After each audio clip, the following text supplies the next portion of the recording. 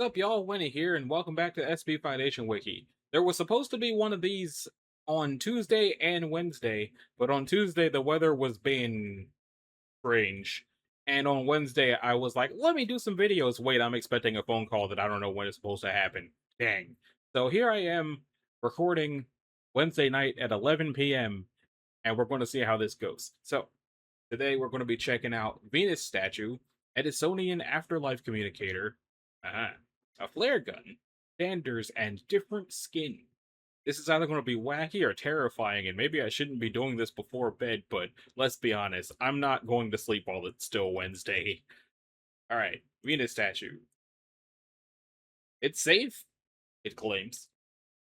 SCP-1575 is to be held in a 6 by 6 by 4 meter containment chamber at Biosite 23, with direct access to Research Laboratory 3 at same. Except when in use for testing, no water is to be allowed into the containment, and after testing, all water is to be used is to be held in quarantine for use in further testing. Drink some water real quick.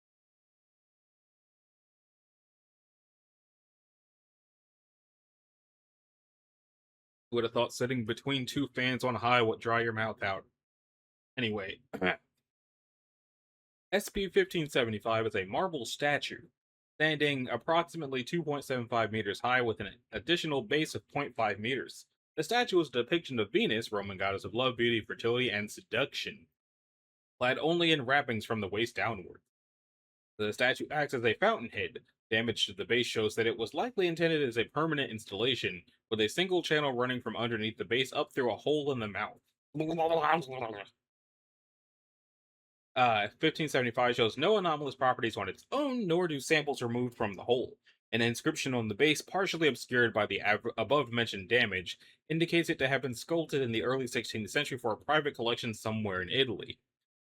Any otherwise fresh water which is allowed to pour through the statue in its nature as a fountain, henceforth referred to as one, is shown to have mutagenic properties when consumed or otherwise introduced into a body. Oh. External application, including long-term submergence, does not trigger mutation. Non-human and mammalian creatures who consume at least half a liter of that water daily will turn into a human being over the course of roughly 1 month, with ethnicity roughly in accordance with humans native to the species' natural habitats. For example, a European deer will have primarily Caucasian features post-mutation, while a North American deer will have features like those of Native Americans.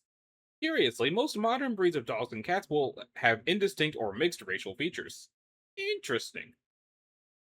Survivors of this process describe it as extremely painful, and it has an approximate 25% fatality rate for females. Wait, so are you telling me that after the animals turn into people, they can talk about it, like Chopper? That's interesting and messed up. Males experience a 95% fatality rate, with most survivors having an androgynous appearance with non functional or completely missing genitalia. So if they survive, they're going to be a Ken doll, but with fabulous hair. Additionally, there's a 40% chance that the animal will retain one or more pre-mutation features, such as fur, paws instead of hands and or feet, a tail, non-human ears, etc. The final apparent age of the subject is normally in accordance to the stage of life of the creature involved: prepubescent, adolescent, adult, and elderly. So the water turns you into. No, I'm not going to make that joke. Never mind. If the video came out earlier in the month of July, I would have made that joke, but not right now. It should be noted that cases where the subject is gaining or losing a significant amount of mass, appetites and bodily functions will shift to match. Please see the attached testing logs for specific information. Okay, so what happens when people drink the water? Or is it not going to say?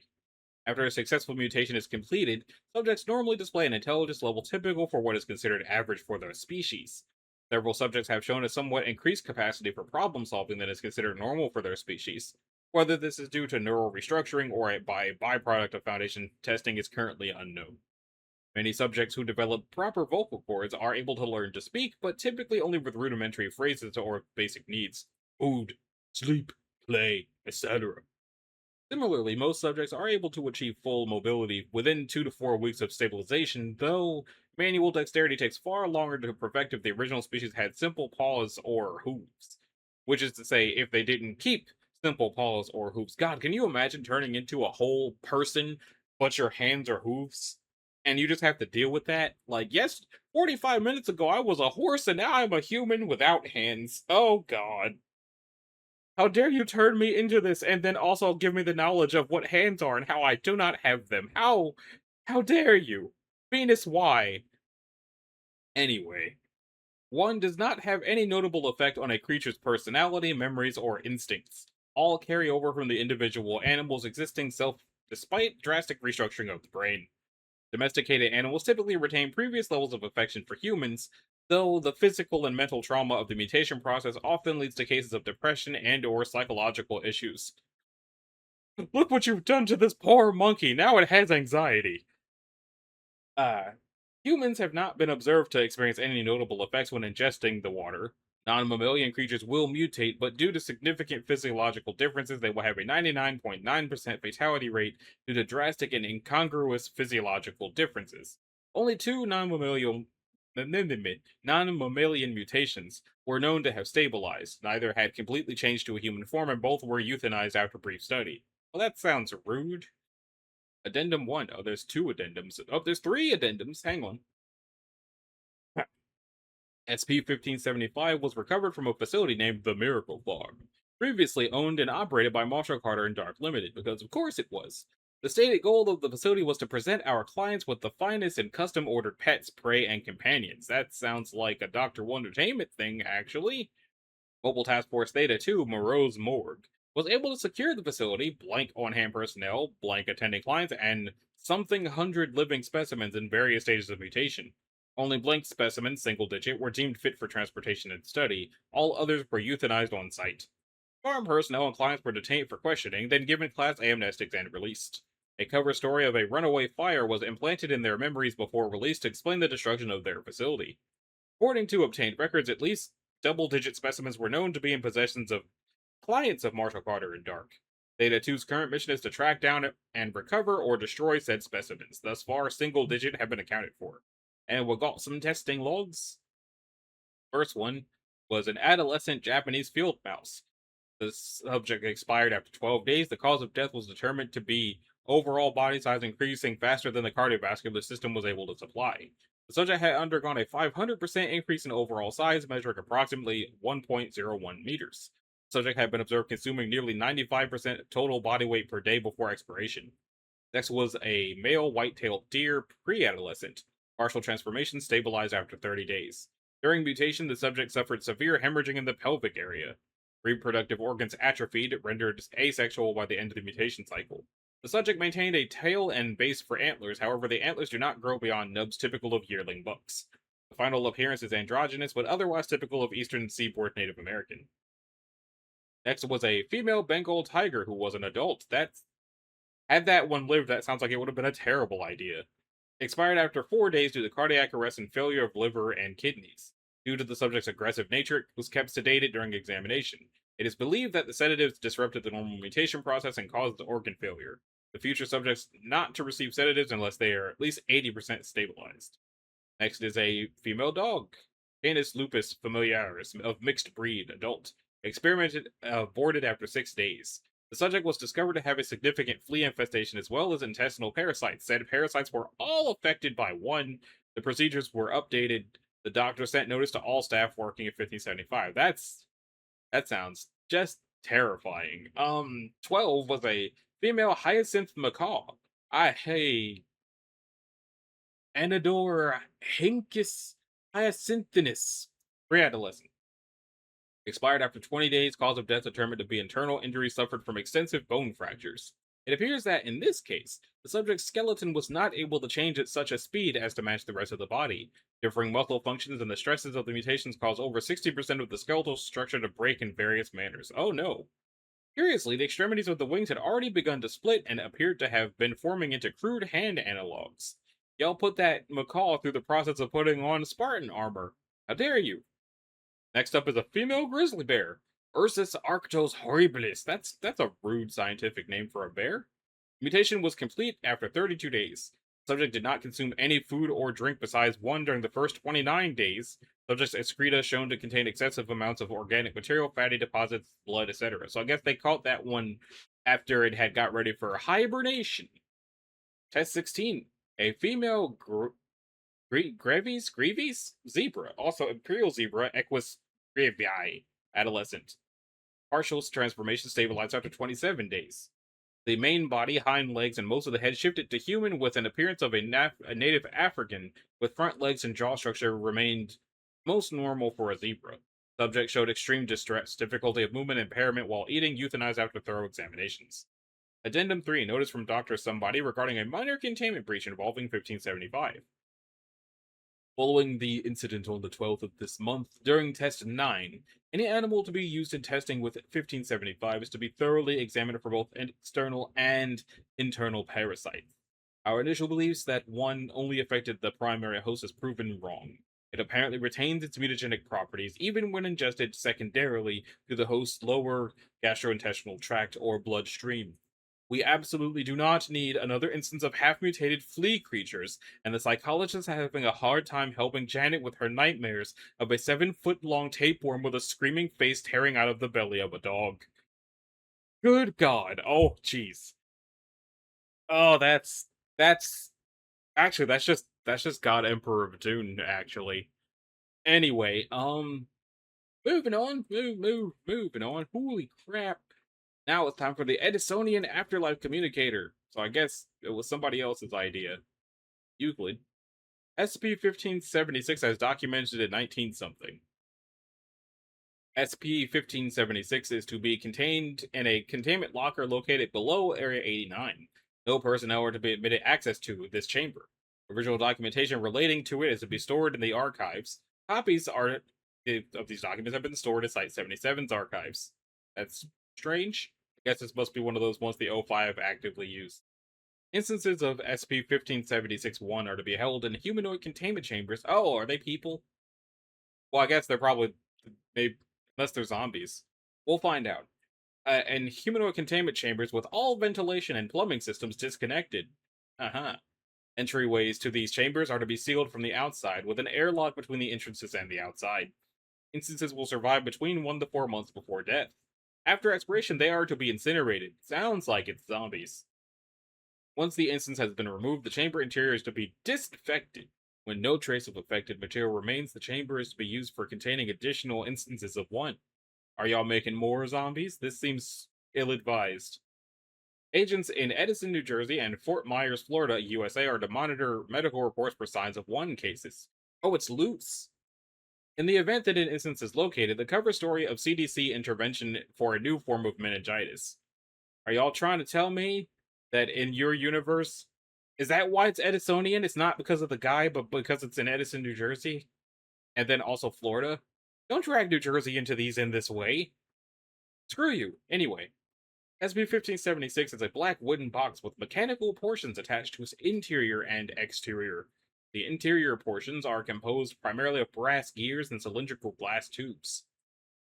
It can cause subjects to hear the voices of deceased relatives or friends. Okay, so it's not zombies, it's crazy people. These voices will attempt to keep the subject listening to them for as long as possible. The knowledge these voices have about the subject will be based on the subject's memory. Information the subject was not aware of will not be provided, and there will be inconsistencies and contradiction in the voice's testimony. 1 designates human subjects with an anomalous condition caused by 1576. 1 instances will frequently sneeze and display reduced mental capacity. Are they, like, literally sneezing their brains out? Sinus cavities will fill with mucus, and the instances will report severe migraines. Instances of 1 will report headaches, unusual dreams, and experiencing memories of other 1 instances. And we got the testimony of D-1544 after becoming an instance of 1. The first thing I saw was the stars. I guess it's a girl I see now. I was a girl there. That's not a girl. It doesn't say. Maybe they're just seeing girl. Anyway. I remember seeing them overhead, lying on an old convertible in a field. I was a girl there, young. We were both young. He moved closer to me as the stars danced above. I didn't see anything after that. It was like people in my head were changing a projector to a new slide. There was one that looked like it was from the 40s. This time I was a completely different guy. He was old and decrepit. I could feel his bones pulling against the muzzle as he walked, holding him back. He had a hickory cane that he gripped so hard it left an imprint on his palm. There was a diner and I went in it. The lady smiled at me and took me to a two-seat booth. I ate alone. Okay. Instances of 1 will experience the slow dissolution of their cranial tissue. Oh no. Dissolved cranial tissue belonging to 1 will eventually settle within the nasal passages and be expelled alongside mucus. If subjects inhale the particulates expelled by one, they will become an additional instance of one. Wouldn't cranial tissue be like skull bits, or is it just more brain? Give me your brains. Anyway, it was discovered in 1940 from Menlo Park, New Jersey, USA. Agents had been investigating an outbreak of mental disorders in the area, which led them to discover 1576 being used as a recruitment tool for the Hoboken Paranormal Society occultist group. Members of the group claimed that inventor Thomas Alva Edison had built 1576 for them, and that it was designed to allow communication with the dead. Documents collected during the recovery indicate that Mr. Edison did have a part in its design, and that several prominent members of the group, including Henry Ford and Henry Sinclair, data expunged. Documents recovered. The theory we have is that the human brain is made of tinier people, each a little part of the consciousness. When we're healthy, they're getting along, but we get sick when they disagree. They're very tribal, fighting whenever they disagree and letting the winners call the shots. We die when they have a long fight, keeping us from operating. Then they part ways and go form some other mind. If we get the same people in the same room, we create a dead. The colds are only a side effect. Clarence says we'll be returning to work soon. I had to revise the theory. Little people don't have to be in the mind to leave. Sometimes they can go early and take things like memory and the brain's ability to function. They stay organized and go by themselves. This is our fault. We showed them what they really are. Mr. Edison appears to have associated himself with the organization for a period of only 2 months, following which he left, denying any involvement. During this 2 month period, several prototypes were created. 1576 appears to be the only one created with any functionality, though recovered evidence indicates agents from Prometheus Labs acquiring and reverse engineering non-functional prototypes to form SCP-2167 and similar anomalies. As of January 12th, I assume that is, in 1950, it has been contained and classified as Euclid. Addendum A. Reports from Fort Myers, Florida indicate that members of the society have existed there since 18-something. Agents posted in the area are to monitor local medical centers for signs of one. Containment procedures have been updated.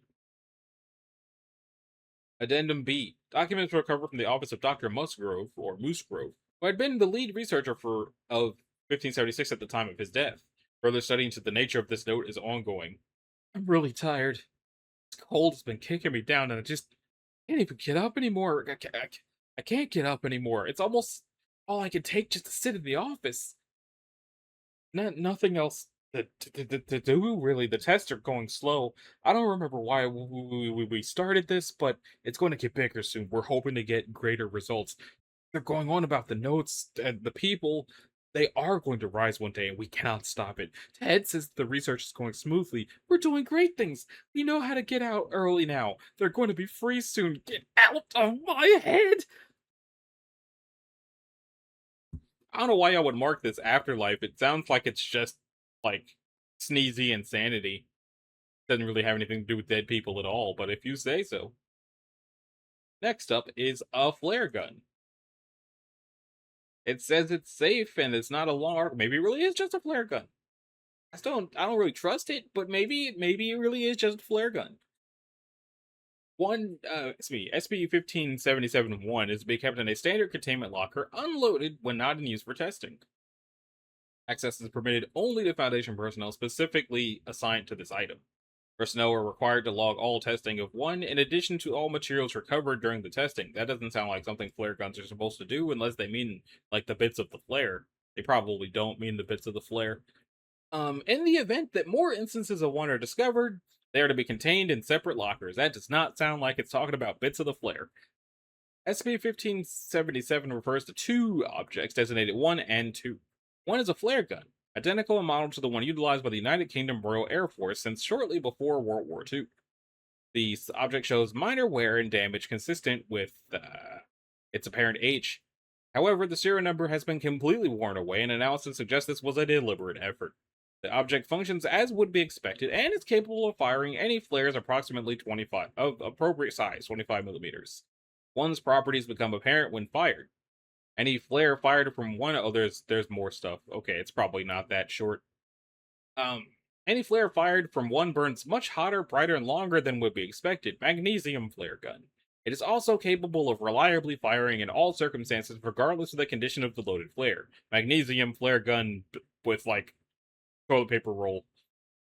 Exactly 1 hour after a flare is fired from a Model 685 Avro York Transport Aircraft 2 appears 60 kilometers east of the point from where the flare was fired, traveling upwards towards that location with a velocity of 650 kilometers per hour at an altitude of 8,250 meters.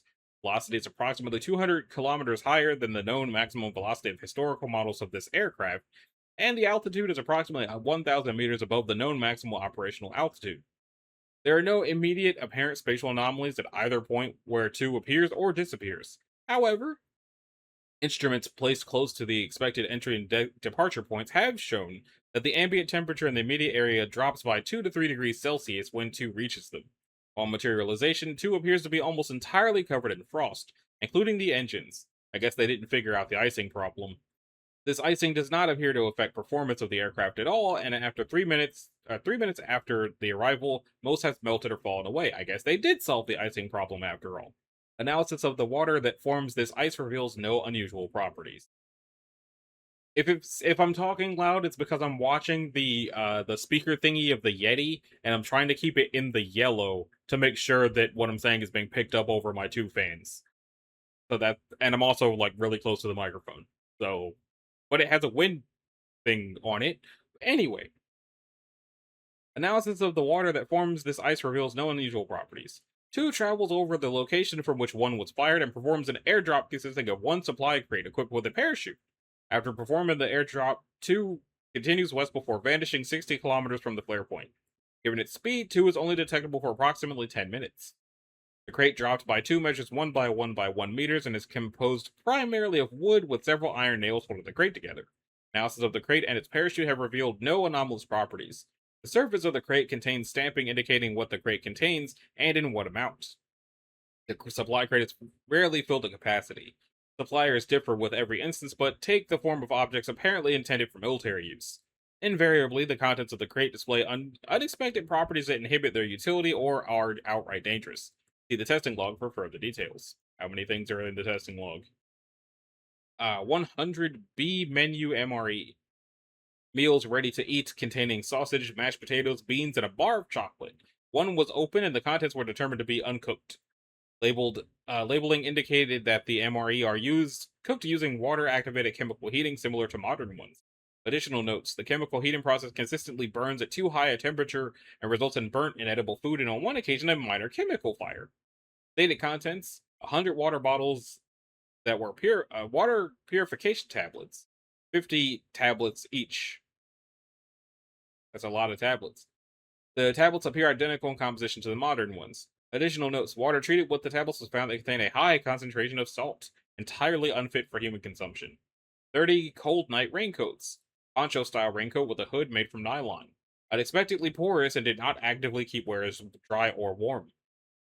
10 Lanchester special machine guns, 50 boxes of 7.62 ammunition containing 32 rounds, similar to Lanchester submachine guns used by the RAF during World War II, except chambered for modern 7.62 by 51 rounds.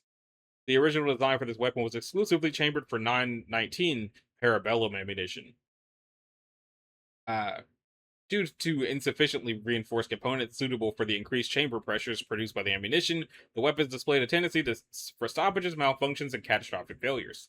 And last is 50 water canteens that are capable of holding 1.5 quarts of water, containers found to be poor insulated and prone to leaking.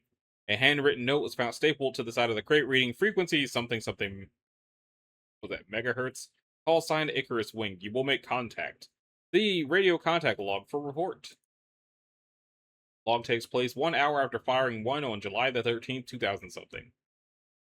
Icarus Wing. Come in, Icarus Wing. This is Skipping Stone 23. Please identify yourself. Ah, hello. Pip pip chap. You must be the one who is incessantly requesting supplies, and it's jolly good to hear from you, old fruit. You will identify yourself immediately or you will be forced to land. I am only being lower class, cheeky, impertinent old fruit. I am Royal Air Force Sergeant Norwood, service number blank. You identify yourself in reciprocity, governor old chap. Not with as much detail that's classified. You can just call me Dr. Lionel. You can just call me Norwood, Dr. Lionel. Rank and service number, oh, just details. Why do you request so many supplies? I do not often visit the same location more than once, old bean. We were just trying to figure out the process, how this works. How this works? Dr. Lionel, you fire the flare, I bring in the supplies. I drop them. How my mission always work. What else do you want to try to figure out, old chap? How long have you been delivering supplies, Sergeant? You can just call me Norwood, Dr. Lionel. Rank and service number are just details. How long is irrelevant. The flare is fired and I answer, old chap. I've delivered supplies for many. Sergeant, things don't appear that simple on our end. Are you aware of any anomalous properties of your aircraft? No, there's nothing unusual, Governor. What about your cargo? Can you tell me about it? No, there's nothing unusual, Governor. Did you know that Norwood Blank was killed in action on June 1940 something? Yes. Then who are you? You can just call me Norwood, Dr. Lionel. You've been dropping some intriguing supplies, Sergeant. Will you tell me where they come from? Where do you land to load out and and refuel your plane? No, that is classified information, chap. Consider it a personal favor. No, that is classified information, chap. Pip pip, jolly right. In that case, can you tell me why all of your delivery supplies are flawed and useless? Because you do not need the delivered supplies, Dr. Lionel. My superiors have determined that you do not require emergency supplies of functional utilitarian quality, Dr. Lionel. Governor, old fruit. And who would these superiors be? That is classified information, chap. Pip pip, jolly right, blimey.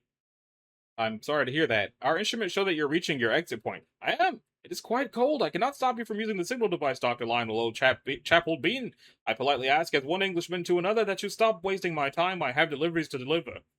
Vickers' wing ceases radio contact, and then the plane vanishes. That's interesting. It's like, oh wow, everything we've been getting has been terrible. That's because my boss says you don't need it, so we're giving you the crap. Stop calling me. Fair enough. It sounds like he's probably like not actually the dude, or maybe he is the dude and he just got pulled out of time. That probably happens too. Next up is Standers. It's Euclid. I don't like the look of that thing. Oldest known photograph of 1578 instance. Note the atypical absence of leg wear in this manifestation. I'm seeing an atypical lack of legs. I guess that counts as lacking leg wear. Alright, so articles of clothing involved in SP-1578 manifestations can be easily neutralized with physical contact and may continue to be worn after neutralization. What? Minor 1578 sighting by individuals or small groups are to be dismissed as pranks, hallucinations, or supernatural phenomena such as ghosts. A full list of cover stories is available in Document B. Is Document B here? Nope. 1578 appearances in public areas are to be handled on a case-by-case basis with local field operatives intervening when necessary. Description: SP-1578 refers to the spontaneous manifestation of articles of clothing in a state of unsupported mid-air suspension. Was that why it's so uncomfortable? Because there's nobody in it? Okay, that tracks. It typically manifests in sets including, but not limited to, shoes, pants, gloves, hats, upper body wear, and undergarments.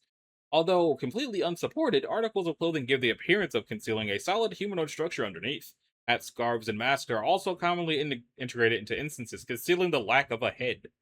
The instances are inanimate and will cease suspension when force is applied, thereby neutralizing its anomalous properties. So you poke it in the forehead and it just kind of flop. Reports of SP-1578 activity has been dated back to the late 12th century. Foundation statisticians have estimated between 500 and 700 instances manifest worldwide every year. Articles of clothing present in the instances originate from the wardrobe of a different individual with every manifestation. The original owners of the clothing often report the outfit being a favorite of theirs and worn frequently prior to becoming an instance of 1578. They are usually posed in a natural standing position, with only 12% of instances found in active poses such as running or dancing. Instances appear in locations frequented by the original owner of the clothes integrated into the manifestation, most often appearing in the owner's place of living. Although many instances have appeared in public areas, no person has ever claimed to have seen a manifestation in progress. Addendum: on May the 16th at some point, Health and Safety Councilwoman Dr. Macy Burchard upgraded the object class of 1578 from safe to Euclid. Hello. In the past few years, we've seen a drastic increase in the number of reports of Foundation staff members encountering SP-1578 instances of their clothing and the clothes of their co-workers. Even more disturbingly, there have been unconfirmed reports of the instances displaying mobility and the ability to ambulate, mimicking daily tasks performed by Foundation personnel. This increase in anomalous activity seems to be limited to Foundation communities and specifically affects the clothing of individuals who are in close proximity to anomalies on a regular basis. A team of researchers with experience in psychometric anomalies is currently leading an investigation into these recent changes in SCP-1578's behavior. Until we can better understand these events, it has been upgraded to Euclid class. Furthermore, Foundation employees who come in close or direct contact with other anomalies will be expected to incinerate all articles of clothing after 6 months of wear. We apologize for the inconvenience this will inevitably cause many of you, and we greatly appreciate your continued dedication to keeping our workplaces as safe as possible. Macy Burchard, Health and Safety Council. I do not know if Macy is a woman or not, but it has been done. So, it sounds like it is based. Oh, it has the names of the authors on it now. That's new. But it sounds like they are basically just ghosts that like haunt your clothes. But the ghosts that are haunting the clothes in the Foundation seem to be up to shenanigans. So just don't wear haunted clothes when you're working for the Foundation. Try not to work for the Foundation. If you're already working for the Foundation, stop watching my YouTube videos while you're working for the Foundation. I don't need that kind of smoke. So, last up for this episode is Different Skin, which is also safe. These titles sound so terrifying, but they've all been pretty chill. I mean, other than like the first one, which was pretty demonstrably not chill at all. But SCP-1579 is currently kept in a sterile environment in Chamber B at Secure Storage Warehouse 3 at Biosite 66. Oh, Chamber B, Secure Warehouse 3, Biosite 66. Separated fragments are kept in Storage Locker 1 in Chamber B under double combination lock. This doesn't sound safe, but I guess it's safe because all of that's working. Personnel are not to make contact with it except for testing purposes. Yeah, none of that sounds safe.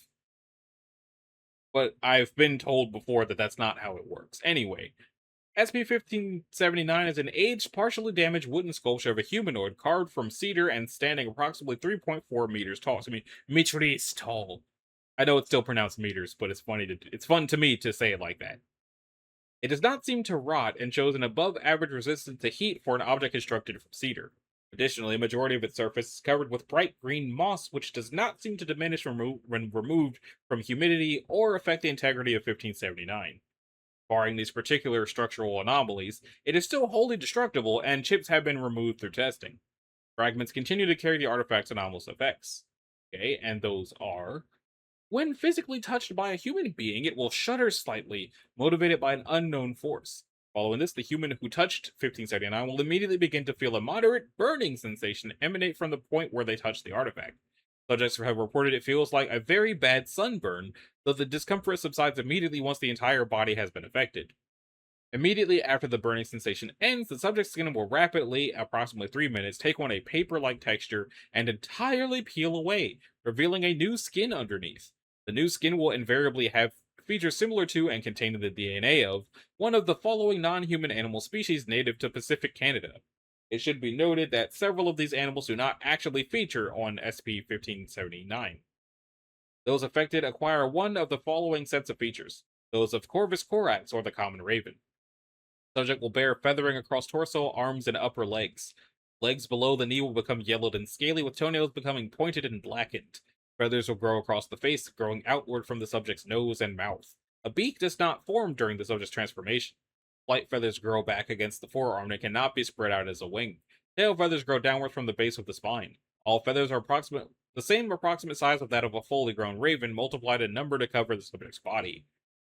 Additionally, all feathers recovered from test subjects have proven to contain identical DNA matches to a particular male bird. Those of Ursus arctos horribilis, or the grizzly bear, or horribilis. The subject's body is covered with brown fur approximately 4 inches long. Additionally, their lips and skin will turn black, with the nose becoming constantly moist. Claws are present, though markedly similar to that of an ordinary grizzly bear. All DNA samples have proven to match that of a particular male grizzly bear. Why is this coyote its own SCP? Those of Canis latrans, or the coyote. Subjects will grow layered fur like that of an ordinary coyote. Additionally, the cartilage in their ears will slough out and be replaced with new cartilage, in a similar shape to that of a coyote. Subject's skin will turn black and their nose will become moist to the touch. Nails are replaced with black canine claws. All DNA samples match that of SCP-2547. Someday we'll find out what that is. Those of the Pacific tree frog, the subject's skin will become hairless with a green hue with brown markings. Isn't that one poisonous to the touch? Rapidly drying out whenever outside of a humid environment. Skin is also quite thin. The subject's eyeballs are visible through translucent lids. The subjects will still require air to breathe. Testing has shown that the surface area is not sufficient to allow for proper permeation of oxygen in the human-sized subjects. All DNA samples have proven to match a particular male frog. The specific transformation induced will cycle in the order listed above, regardless of whether a new subject activates 1579 or it is a repeated activation by the same subject.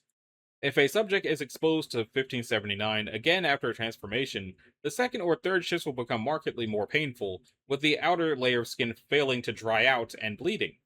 Excessive bodily trauma and blood loss have been observed in subjects attempting a third or fourth exposure, with subjects normally dying of shock midway through the fourth shift. Acquisition. SCP-1579 was brought to attention when discovered by an elementary school hiking through a public path. Their supervising teacher was apparently explaining basic history of totem poles in Native American culture when she touched the side and it instigated its effect. According to witnesses, she fell into the artifact in a panic and repeatedly activated its effect, soon dying of blood loss. Class B amnestics were administered to the remaining teacher and students, with the initial activator's disappearance attributed to a local serial killer. It did not feature on the path previous to this initial encounter. So, partially damaged wooden sculpture of a humanoid carved from cedar. So it's a totem pole. It was described like it was like, oh, it's just a cedar statue. It's a totem pole. And it why did this episode have so many things that turn people into animals or animals into people? Why was it like that? Like, this is still within the month of Anthrocon, so that's bizarre, but it sure did do that. But anyway, that's going to do it for this episode. And the next one we'll be checking out Recycling Leaves, A Balanced Diet, Ant-Man. It only makes us stronger, and www.flotationdevice.com. It doesn't look like they spell flotation right, and there's probably a reason for that. 2, 3, 4, 5. But yeah, if you like the video, a like and a subscribe will be groovy. If you want to click the bell, you can do that as well so that you're notified of future uploads, and I will see y'all in the next one. Later.